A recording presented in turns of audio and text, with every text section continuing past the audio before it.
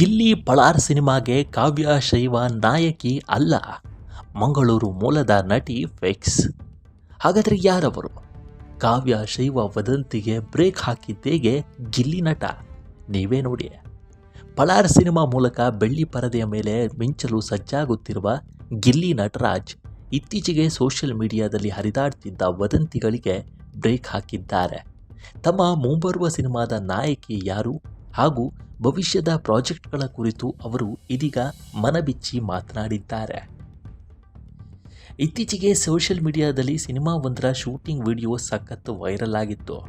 ಆ ವಿಡಿಯೋದಲ್ಲಿ ಕಾವ್ಯ ಶೈವ ಕೂಡ ಕಾಣಿಸಿಕೊಂಡಿದ್ರು. ಈ ಬಗ್ಗೆ ಇದೀಗ ಯೂಟ್ಯೂಬರ್ಗಳು ಪ್ರಶ್ನಿಸಿದಾಗ ಉತ್ತರಿಸಿದ ಗಿಲ್ಲಿ ನಟ, ಶೂಟಿಂಗ್ನಲ್ಲಿ ಕಾವ್ಯ ಮೇಡಮ ಸುಮ್ನಿರಿ ಅಂತ ನಗುತ್ತಲೇ ಸ್ಪಷ್ಟಪಡಿಸಿದ್ದಾರೆ.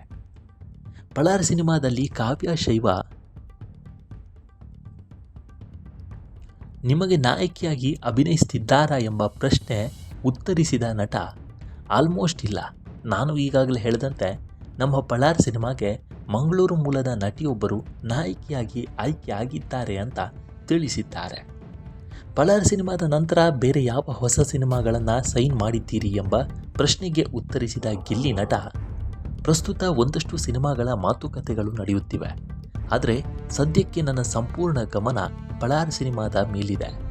ಈ ಸಿನಿಮಾದ ಬಾಕಿ ಕೆಲಸಗಳೆಲ್ಲವೂ ಸಂಪೂರ್ಣವಾಗಿ ಮುಗಿದ ಮೇಲಷ್ಟೇ ಮುಂದಿನ ಸಿನಿಮಾ ಯಾವುದು ಎಂಬುದನ್ನು ಅಧಿಕೃತವಾಗಿ ಡಿಸೈಡ್ ಮಾಡಲಿದ್ದೇನೆ ಅಂತ ಗಿಲ್ಲಿ ನಟ ಹೇಳಿದ್ದಾರೆ. ಗಿಲ್ಲಿ ನಟ ಬಿಗ್ ಬಾಸ್ನಿಂದ ಹೊರಬರ್ತಿದ್ದಂತೆ ಸಖತ್ ಬ್ಯುಸಿಯಾಗಿದ್ದಾರೆ. ಇತ್ತ ಕಾವ್ಯ ಶೈವ ಕೂಡ ಸಖತ್ ಬ್ಯುಸಿಯಾಗಿದ್ದಾರೆ.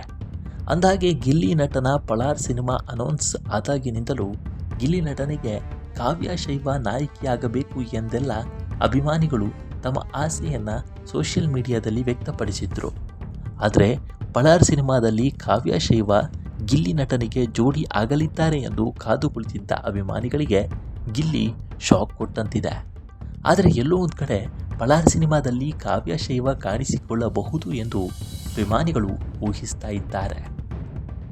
ಒಟ್ಟಾರೆ ಬಿಗ್ ಬಾಸ್ ಕನ್ನಡ ಸೀಸನ್ 13ರ ವಿನ್ನರ್ ಗಿಲ್ಲಿ ನಟ ಪ್ರಸ್ತುತ ತಮ್ಮ ಮುಂಬರುವ ಪಳಾರ್ ಸಿನಿಮಾದ ಕೆಲಸಗಳಲ್ಲಿ ಬ್ಯುಸಿಯಾಗಿದ್ದಾರೆ.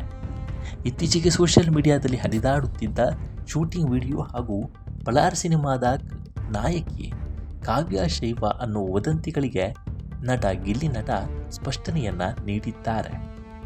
ಈ ಬಗ್ಗೆ ನಿಮ್ಮ ಅಭಿಪ್ರಾಯ ಏನು ಅನ್ನೋದನ್ನು ಕಾಮೆಂಟ್ ಮೂಲಕ ತಿಳಿಸಿ. ನಮ್ಮ ವಿಡಿಯೋ ಇಷ್ಟವಾದರೆ ಲೈಕ್ ಮಾಡಿ, ಶೇರ್ ಮಾಡಿ ಮತ್ತು ನಮ್ಮ ಚಾನಲನ್ನು ಸಬ್ಸ್ಕ್ರೈಬ್ ಮಾಡಿ. ಮುಂದಿನ ವಿಡಿಯೋದಲ್ಲಿ ಸಿಗೋಣ. ನಮಸ್ಕಾರ.